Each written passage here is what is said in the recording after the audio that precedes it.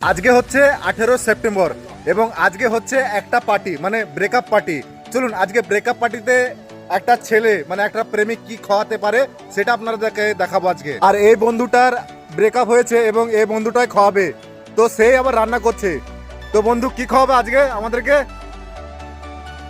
কি খাওয়াবে আগে বলো? খিচুড়ি খাওয়াবে। তো আমার দোকানের সামনে হচ্ছে, আচ্ছা এটা হবে বেগুন সুন্দরী, এটা হচ্ছে আমরা চাটনি হবে টমেটো দিয়ে।